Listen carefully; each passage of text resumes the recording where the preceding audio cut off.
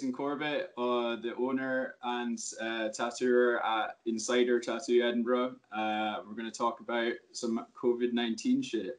So, Jason, like, pretty much everyone knows how everything's affecting like individual tattooers and artists, and you know everyone else who's just trying to like live their life and have a job. But you're like a shop owner, so how do you think it's different for you? I mean, like thinking about it myself last night, I was like, it must be even worse for you because you kind of not only have yourself to worry about, but you know everyone who works at your shop as well. Yeah, I mean, like essentially, like you know, the owner of a tattoo studio still operates as if you're an individual tattooist, but then you have the overheads that you have to worry about. First off is you know the one thing that really started worrying me. I still have to be paying rent. I'm still in negotiations with the landlord to try and work out whether I can get that reduced or how much I can reduce it by, because although the government has said, hey, landlords, you know, reduce your rent or freeze it, this guy owns the property and his family still need to be fed. So, you know, where do we cut off the supply chain for that sort of guy, you know? So like, and fair enough. So I've got to worry about that. My autoclave and sterilization equipment is leased. That's still, they're saying, no, you still have to pay for this. So I've got, you know, overheads and it's whinge, but like, that's the downside of having been a business owner anyway. I also feel the stress that I'm worried about the other guys when we come back from this, that they're not going to be as busy as they want to be and as happy as they want to be. So I've got to try and make sure that I've got space for them, time for them, and that they feel that they're still functional tattooists within my business structure. You know, that is just also like, but that's just all the sort of stress you get from being the owner of the studio anyway, really. I do worry about it a lot because it's something that I put my heart and soul into. So I'm very worried about what the future is, because as you probably had in other discussions, it's like, what's the state going to be of tattooing going to be when we get back? Yeah, I think that is actually a kind of overlooked thing. Like, I think a lot of people are just talking about like, oh yeah, once we get back, then, you know, like, and not considering that the landscape might be quite different when we actually do get to go back. Like, firstly, I worry that, you know, when we get told by the government we're allowed to go back and start doing things as normal, firstly, that it won't actually be ready, like it'll be too early, and, you know, like, and then it'll just fuck everything up again. And then secondly, yeah, like, everyone else is going to be poor when we go back. So obviously tattoos and stuff are going to be the first thing that no one wants to pay money for. Yeah, exactly. It's a luxury product, really. You know, it's not a product, a luxury service. Yeah. You know, some people... when they feel stressed and, you know, finances and everything all over the place, sometimes weirdly enough, tattooing takes an upturn. Something that can't be repossessed. They won't buy that car, or they won't buy a new house or whatever like this, and they go, sod it, I've got a little bit of money, I'll give myself something, you know what I mean, to make myself feel good. When the stock market crashed, 2009, wasn't it? 2008. Yeah, I mean, it lasted a long time, right? Yeah. It was 2008, 2009, till now, basically. Yeah, well, but when it crashed last time, weirdly enough, tattooing almost got a bit busier because they stopped buying these large-scale luxury goods and just go, sod it, I'll get myself something which can't be repossessed, is what you know, me and quite a few other people summed up. But, you know, the other side of the coin is, like, people, are they going to feel threatened about being in close proximity to other people? So therefore, services like tattooing maybe will take a downturn, you know what I mean? So worried that it's going to take a downturn for exactly the same reasons as you, is the fact it is something like, you know, I need to be feeding my family and paying my mortgage, which I haven't been able to afford to do for months, and I've taken a holiday, so I've only been paying my interest on my mortgage, and now I've got to worry about it, like, oh, that's actually, my payments are going up now. So it could go all over the place. I do worry about it each and every direction. Yeah, I mean, I mean, like, when it comes to actually getting things, like, you know, say we're a few months down the line and then, you know, we get the sort of green light to go ahead, like, what's your sort of plan of action to actually get the ball rolling again? Have you actually kind of thought things out at all of how we'd go back into it? I haven't really managed to get my brain around that side of it yet, really. I don't know. Yeah. Yeah, I mean, it's like, well, what do we do? So, like, I mean, Inside is kind of an unusual studio. We kind of rely off our reputation anyway, and of the tattooists within it. So, social media and everything is pretty much what we do to just promote ourselves out there. But how to try and get people interested in coming through the door. And at the moment, I don't really know what I can do to preempt it, because I don't even have an inkling of how soon I would be able to go back. So no, the answer to your question, at the moment, I'm a little bit stumped. The only thing I can, really do is, like, before we are going back to return, is we start trying to ramp up our social media, make sure people know that we're there, that we're returning to work, that we're all very keen and very hungry. We also have a backlog of customers, so we're going to have to spend a lot of our time and effort is chasing them up. So we're going to be chasing up people to make sure they're still interested in the future appointments.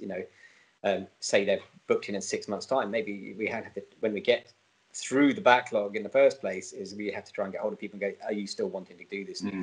But as far as how to get people knowing that we're back at work and we're happy to be working, I mean, we're just going to have to try and rely on the fact that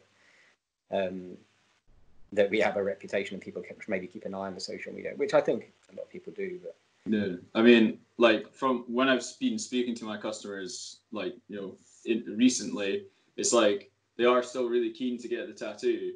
So it's like I feel like, if I was to go back soon, it would be fine, like, and then we could kind of move on as normal. But it's like, because it's not going to be soon, then their attitude is almost definitely going to change. But I mean, like, everyone, the whole thing is like that everyone's going to be in the same boat, so, because it's happening to all of us. Yeah, no, absolutely. I mean, so, like, we're not, the thing is, like, people like you and me, and then in other self-employed positions, and in positions, my wife is a hairdresser, she can't go to work currently either. So, like, there's people in these sort of positions are more heavily affected than, say, somebody who works for Scottish Gas in a call centre, because essentially they're still working exactly as they ever did. My brother works in finance for Lenovo Computers. They've downgraded a certain amount of staff, but, like, the finance side of it still exists, and so he's still managing to maintain his work. I have other friends who are working from home and nothing's very much changed. A friend of mine works for a social care in London. She ever normally is, so she's having to do it from her house with the work laptop and the work mobile. So there are some people who are still making money, but they can't go out and spend it. They can't go out for a meal. They can't, go to the pub. There's silly things that people normally do, like, a weekend away. They'll spend, a good chunk of cash. And so some of these people, I'm hoping, will still have some of this. I never thought about that, actually. Yeah. And they're also really keen to make themselves feel better. Yeah, that is a huge thing, I think. Yeah. I mean, I've felt it myself. Yeah, I mean, like, I'm bad enough because of having my, PayPal, which is my deposit account. Yeah. That's like my Amazon free money, like, but like, I've noticed that since I've been trapped in the house so much and not hanging out at the shop and stuff, you end up buying Amazon stuff, like, so much more often, just because you want to, like, spice, you want to, like, deviate from the static of just sitting in the house. Yeah, the buzz of getting something new coming through your door, like an up for a day or two anyway, because, like, at the moment, anything coming through your door is a novelty. So I understand that. Yeah, I mean, personally, actually, I'm spending less money than I have in years, because I like to see and touch things really before I buy them. And also, just, I do want to buy at the moment. I want a piece of plyboard at the moment. I want it 2.5 meters long, and I want it 120 centimeters wide. Yeah, I can't get fucking love nor money. Really? Yeah, I mean, it's like, really, I mean, I've tried to get it through B&Q. They go, oh yeah, click and collect. No, not available. And what I mean? So there's things that I do want, but, like, they're just not available. I want plant pots. I've got a garden. You've seen the weather outside. It's nice and stuff. I can't buy it. So, you know what I mean? That's a personal. So, like, well, I mean, that's, like, another thing I was going to ask you in terms of, like, what's been your sort of, how has not tattooing felt for you? Because you've had, like, a pretty long career so far. I mean, how long have you been tattooing now? I've been tattooing full time pretty much since 2001. Yeah. It's years. I first started tattooing in a studio in 1998, so it's a good long while. Yeah. Yeah, I mean it's yeah. weird. Do you feel weird not doing it? Yeah, totally. I just feel like I'm on Sunday. I've got this, joke. It's driving my wife mental. Is I think they go, it's like, what we're doing on Sunday. You know what I mean? Because every day's Sunday, so it's like, I'm a perpetually lazy bastard, and I could sit around for years. But my wife has ants in her pants, so we have to do stuff. Yeah. Like, also, I'm keen to keep fit and do things. So it's super weird not tattooing. I'm okay as long as I don't start discussing with anybody about it very often, if you know what I mean. Like the other day, I spoke to a guy who does the furniture for the studios, done the booth and stuff, and spoke to him, and he wanted a tattoo. So I basically gave him a telephone consultation, which I never do. Yeah, then, ever. No, I keep the general public away from me for as long as humanly possible, because I am a complete tosser. Oh. And you know what I mean, the least contact they have to me until it's too late, the better. I'm kidding, but no, I'm not kidding about being a tosser. But you know, I mean, at the end of that, I felt an absolute sense of loss. It was like having split up with somebody that you're still deeply in love with. You know what I mean? So like, and they're just over there, but you can't do anything to be with them. And it's corny, I know, but like I do, if I find it completely freaky that I can't just do what makes me a human being, a creative, functioning human being. Yeah. You know, because I know that it is coming out in different ways without me thinking about it, because like I keep on getting grumpy and I keep on getting irritable, and it's like, why am I grumpy and irritable? Oh, because I haven't got a creative outlet that is actually the one that makes me feel valid. I'm not a great artist. I'd like to draw and paint, but I do it as and when I really feel like I want to do it, or you know what I mean. So like, but not being able to go and do the creative outlet, which I've been doing for so many years, is just absolutely stifling. It's so bizarre. Yeah, I mean, even I think also I really like having a job as well. You know, Yeah.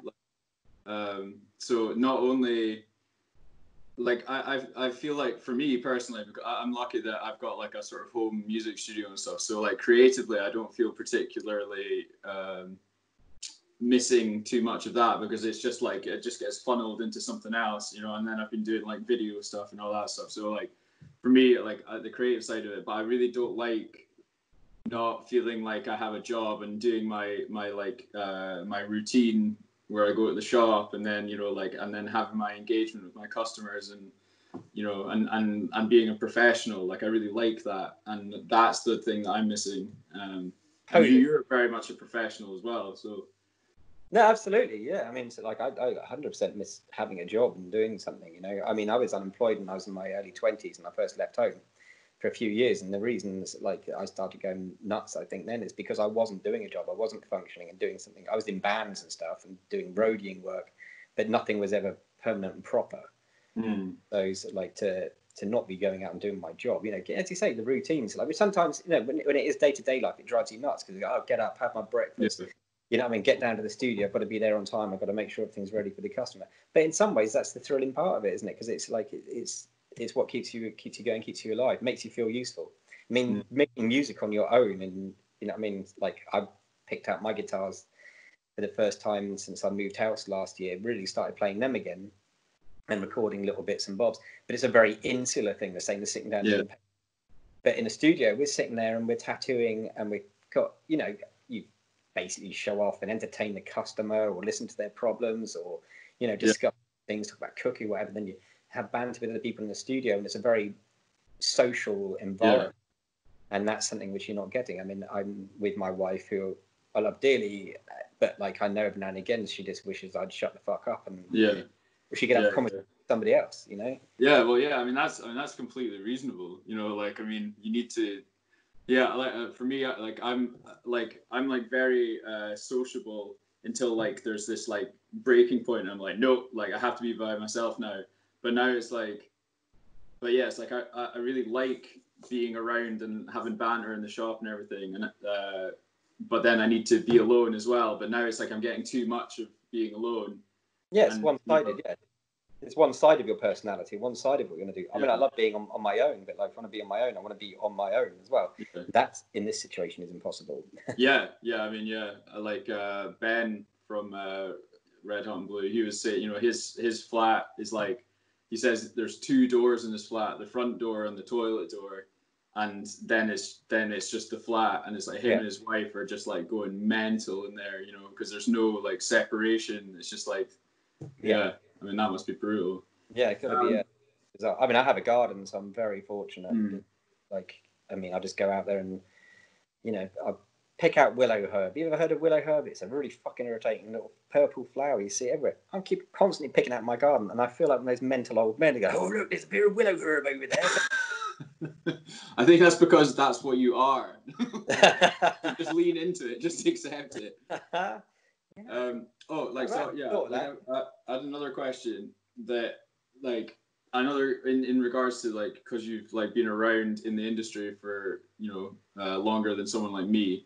So, like, is there ever been anything else that has actually completely unanimously affected the industry, like this? You know, like something that, like, ever, like any, like, even if it was positive, something that the whole industry has actually felt the effect of.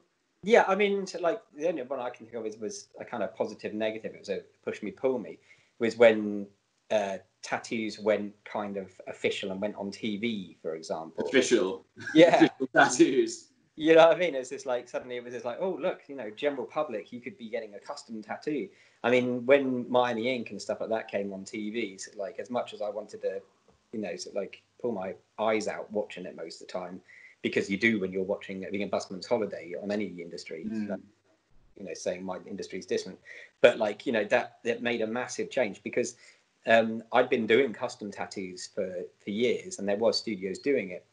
But it suddenly became like your average fella, you know what I mean, and fellarette were both like, oh my God, I could get actually something drawn up for me, you know what I mean? So, like, and I could do it. And so, like, unfortunately, you know what I mean, you ended up with this massive legend of why they had to have, like, an infinity knot with a plus or minus symbol next to it or whatever, you know what I mean?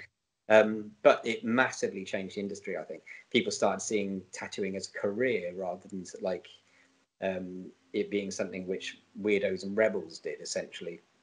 You know, there's loads and loads of kids. I mean, I know there's 2 guys at my studio, essentially. They wanted to become tattooists when they were kids, which wasn't the sort of thing I would think they would have got into previous to the TV officialization of tattooing. So, yeah, that made a massive difference. And it's, you know, there's the pros and cons to that. You know, I mean, so, like, I like it in some ways because it means I can specialize more in what I'm doing. As in before, I had to do just about anything that walked through the door. And most tattooists did. There was a handful that were lucky to be specialists in whatever. But it was a rarity compared to now. But yeah, it made a massive change. I think I probably lost my thread just then. But previous to that, the thing that I'd heard that affected things in a really weird way, with previous to me, it was like the AIDS epidemic in the 80s. Really? Yeah, I mean, that made a massive change to a lot of people's tattooing. A lot of people stopped going to tattoo studios because immediately they were worried about HIV, cross-contamination, etc. You know what I mean? But that was previous to my age, because I didn't start getting tattooed until, well, the end of the 80s, early 90s. Yeah. I mean, I mean, it's like I mean, there's so many industries that have been, like, completely, like, you know, had a full stop put next to them at the moment. But obviously, we think it's, like, the biggest effect on us because it's what we do. So, like, I mean, yeah. So, like, apart from the gardening, what have you been doing to be creative then? To be creative, I've done various sketches on my iPad. I've joined in, like, an artist called Richie Beckett, and he did a thing called Exploding Skulls, and had a basic skull you could work on and draw into, which I did just as a chuck away thing for an evening. As I say, I picked up my guitars again recently, so I started plugging away on them a little bit. We messed up and re-straightened the house, God knows how many times. Yeah, I'm hoovering every morning now. Like, yeah. Well, I've got the little robot Hoover, so I don't have to do the hoovering quite so much. But see, you should, at this point in time, it would actually benefit you to get rid of that, so you can actually manually do the hoovering, and at least it'll do the job. I still have an attic bedroom, so that needs hoovering. But Yeah, so like, I mean, so like, I'm not finding a shortage of stuff to do around the house because I only moved in here last year. It's the first house I've ever bought, so you know, it's like I've had things to do. You know, it's like tidying, straightening, painting. You know, there's things that we're doing in it. You know, outside of that, I'm doing lots of things to try and keep myself fit. You know, unfortunately, I can see out the seat, so out my window. So, you know, I go running over that every couple of days. I had to stop doing it as often as I was because my sports facility watch thing told me that I was over exerting with what I was doing. Oh, really? From my VO2 max or whatever. So, you know, I've been doing things like that, doing yoga every now and again, and started doing some little weights and stuff out the back garden. But, you know, mainly things that you would do and go out to go and do, but I'm just having to do them here. So, yeah, little bits of painting, little bits of drawing, you know, and playing some guitar. And then I've been doing an awful lot of time wasting, really. Like, something that Jack was, like, that I hadn't really considered about before I spoke to him was, you know, he was basically saying that he, you know, this is going to be like another turning point in the industry in terms of like, so say in like 2015 probably, that was when like there was the explosion of shops, right? You know, and so many shops opened up and then they sort of died away a little bit. And like, do you think this is going to be like another kind of like huge drop or in the number of shops and stuff like that? Or... I figure it's going to have to be. I mean, there's going to be a lot of shops who were having a hard time previous to this. That surely, like something like this is going to, you know, rip the ass out of them. You know, there's people that we've seen who was like, you know, just previous to this, who were just not busy. You know, I mean, not busy. You know, saying, "Oh, we're not busy enough." So like, it's the worst I've seen in the industry for however many years. You know, and it, you know, I mean, how can this not affect them? You know, I mean, like, I think it's going to affect all of us. I do expect a downturn in my own clientele, and also, yeah, I just don't see how it can't. I mean, I don't think so many people have opened more tattoo studios right now. I don't think many new businesses are going to be cropping up, unless they're people that have found a little gap in the market somehow that they've managed to do. You know, I mean, I'm sure that courier companies are flourishing at the moment, but you know, when we return to work, yeah, I wouldn't be surprised if quite a few tattoo studios closed. Yeah, I mean, like, I think it's interesting when people say, because that is something that I've heard a lot of people say in the last year. It's like, oh, you know, like it's like there's a shortage of work and like, well, how did you just put it? Like, people were saying that, like, you know, it's harder than it's been in ages, or yeah. Like... But then, I mean, you know, but also we know that there's more tattoos getting done at the moment than there ever has been ever. Yeah. So. No, I mean, so like I was just, you know, saying, I don't think there's, you know, my own personal experience, I'm not having a harder time than I've had in years as far as my workload is concerned, apart from the fact my workload is heavier because I've got more to do. You know what I mean? So like, but what is, if somebody who's feeling like that, then surely, like, if they're not busy enough, they're having a hard time anyway. That, you know, it was like a real push me, pull me, once again, I'm using that expression, with how busy stuff was beforehand. You know, I mean, as you say, there's so many people tattooing now. There's so many studios that there's not a want for lack of clientele, or there wasn't previous to this. Yeah. What I was answering really was like, is there going to be a knock-on effect from this? And I absolutely think so. Yeah. Yeah. I mean, I think so. Like in other aspects, there's going to be knock-on effects. What's going to happen within tattoo studios as well? I mean, people who have got to do slightly agoraphobic personalities, or are more worried about crowds and spaces, and they're not going to be more worried about crowds and spaces. Not going to be more worried about being next to people. Into like very busy, packed tattoo studios. Are they going to have a more difficult time than ones with large amounts of space between the clients? Is something that I've, you know, passed through my head. So yeah, you're pretty sorted in that regard. Like, if anyone, you're just going to be completely, like, exclusively tattooing hypochondriacs. Oh shit! Yeah, that's going to go down with my personality, isn't it? Yeah. But no, I mean, don't get me wrong. I mean, I'm hoping that for Insider, that will be a positive, that, you know, we do have so much space. I mean, it is a positive to it anyway, but like I'm feeling that if we do return to tattooing and work, and what sort of effects there's going to be in it. My wife, as I say, is a hairdresser, so she's thinking about it in her salon as well, because they're quite close to each other. Is, do we have to, when we return to work, or when we are returning to work, we'll be having to go back with less people within an environment like that?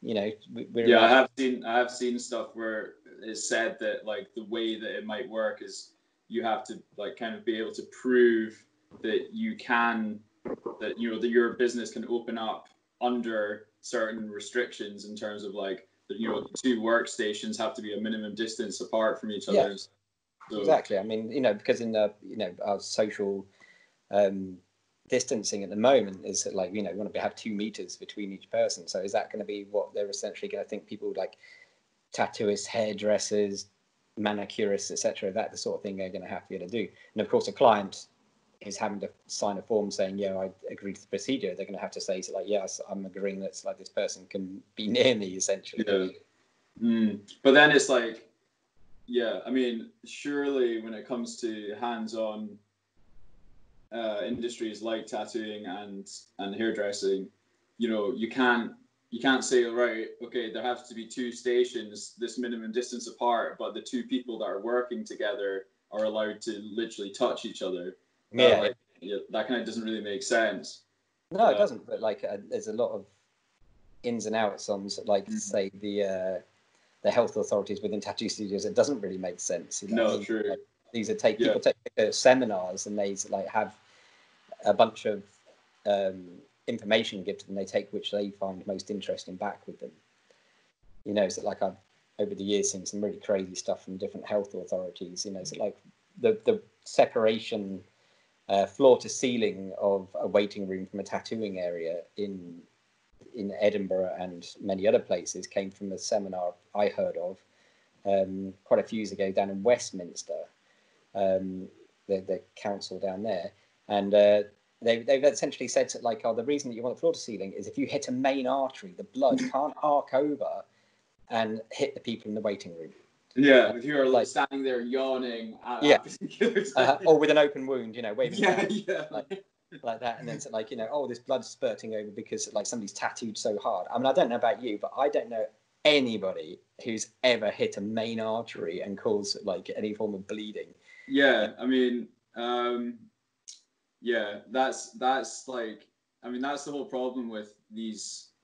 Anyone that's ever had like a council visit, you know, like an inspection, knows that the people that come and inspect it have literally no idea what the fuck they're doing. You know, like, I remember like the lassie came into Studio 13, and she coming in, you know, like looking around for something to find to prove that her job is valid. And she goes, and she was at the piercing station, and she goes underneath the piercing station, pulls out the needles bin with her bare hands and holds it up and goes like, should this be this close to the piercing station? And we're like, what are you doing? Like, put that down and wash your hands immediately. Like, no, I've had them walk in and pat the bins, you know what I mean? So like, oh, nice bin, patting the bin. It's like, that's a clinical waste bin. You do realise that. Why are you patting it? Yeah. I mean, for a start, it's a bin. Why do you want to pat a bin? Yeah. Even if it didn't have, even if it wasn't covered in AIDS. Yeah, it's like, but you're patting a clinical waste bin. I mean, you know, it's just these sillinesses that happen. I mean, one of my favourite things that happened in Insider when we were setting it up. I almost said Red Hot and Blue. I don't work at Red Hot and Blue. One of the funniest things I saw is that, like, we have, you know, as you know, it's a very large studio, very spacious, tons of room between everybody, and we have a hand washing sink on the other side of the room, and the lady looked at the studio and she goes, yes, I think you should maybe have another hand washing sink. And I said, so like, but we got a hand washing sink over there. She goes, yeah, but how many paces away is it? And I go, well, I don't think that really matters. You know what I mean? Why would that matter? She goes, well, you might bump into somebody on the way over to go and wash your hands. And I was like, have you seen the size of this room? You know what I mean? I can cycle over to it and still not worry about hitting anybody. You know what I mean? If I'm going to worry about hitting somebody there, so like, that means I've got to have a sink like literally attached to my hip. Yeah. I mean, it really does feel like they're just trying to validate their existence Yeah. You know, which is like understandable, but at the same time, you don't have to do it like as aggressively as that, where you're trying to, you know, like pretend as if we have no idea what we're doing, when it's in actuality it's you that has no idea what you're doing. Yeah, totally. Yeah. I mean, it's just it's the way it is, I know, but what you gonna do? Yeah, cool, man. Well, that's half an hour, so thanks very much for having a chat with me. You're welcome. You probably want to edit it because I probably waffled on. Then again, I speak so fast, you could probably edit it down to Yeah. No, I think I'll just let everyone else suffer through it as well. So. Cool, man. Right. Well, I'll see you in like fucking October or something, then. I guess. Right. See you when Apocalypse is over. Yeah. Well, I mean, like I've been here. I'll show you. I've been preparing. Oh, nice. Yeah. I mean, it's sort of an arts and crafts killing device, because I kind of drew all over it as well. So, you know. Very pretty. Well, I'm sure people will marvel at it as they're being pummeled to death again. Yeah, I mean, like I've also been kind of using it, you know, like those those hair, the head massages. Yeah, I've been kind of just like combing my hair with it. You really are a sicko, you know that. Yeah, it's good. Cool, right. I'll see you soon, bro. Take care, man. Yeah.